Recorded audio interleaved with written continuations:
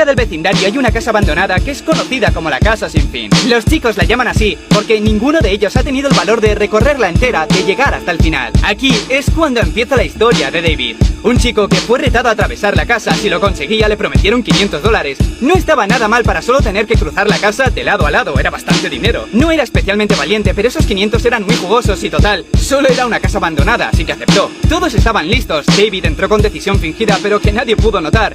Luego esos amigos se fueron a la parte de atrás para verle salir, mientras uno vigilaba la puerta central. Una vez dentro, David vio que cerca de la entrada había una habitación con el número 1. Pensó que sus amigos habían creado como una especie de pasaje del terror y él tenía que seguir los números para llegar al final. Quizá le preguntasen algo para saber si había hecho el recorrido entero. Sea como sea, se metió dentro de la habitación número 1 y nada más hacerlo no pudo evitar reír. Habían puesto una decoración de Halloween muy infantil. Arañas falsas, esqueletos de plástico desproporcionados, las paredes un poco pintadas con spray. Supo que si todas las habitaciones eran iguales, sería hasta divertido. Al entrar en la habitación número 2, la cosa había mejorado bastante. En este punto había una máquina para crear humo, unas luces que daban sombras por todas partes. El tema es que cada vez que avanzaba a otra habitación lo que encontraba dentro era peor. En la 3, por ejemplo, había insectos reales por todas partes que comenzaron a atacarle. En la 4, entró en una habitación vacía completamente. Por no había puertas. Aquí estuvo un rato largo encontrando alguna explicación, hasta que la puerta apareció sin más.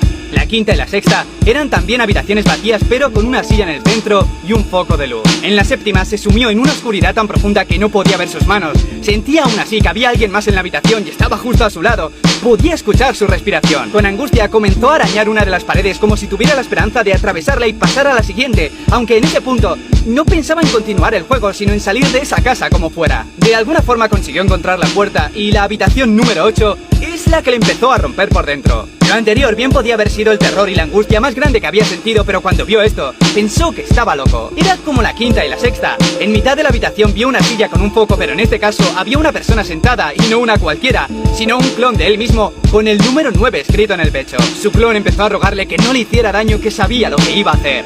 David miró por toda la habitación intentando comprender aquello de algún modo. Seguía sin entenderlo, pero vio que debajo de la silla había un cuchillo. Tardó bastante en darse cuenta de que no pasaría a la siguiente habitación si no mataba a su clon, y así lo hizo. Cuando le clavó el cuchillo, la lámpara se apagó y sintió como su clon se desvanecía. Debía estar en la habitación número 9. Allí permaneció inmóvil durante horas o días. Ya no estaba seguro de nada, se había abandonado completamente. Pero al final, en toda aquella negrura, pudo ver una luz por un pasillo que le guiaba por otra puerta, pero no tenía número. No tenía muchas esperanzas, pero al atravesarla, regresó de nuevo al vestíbulo. Estaba todo como antes, pero había un cartel que le felicitaba por haber llegado al final de la casa, y además vio los $500 de la apuesta, por lo que supuso que sus amigos la habían dejado ahí. En un ataque de locura comenzó a reír de manera sostenida. No podía evitarlo, reír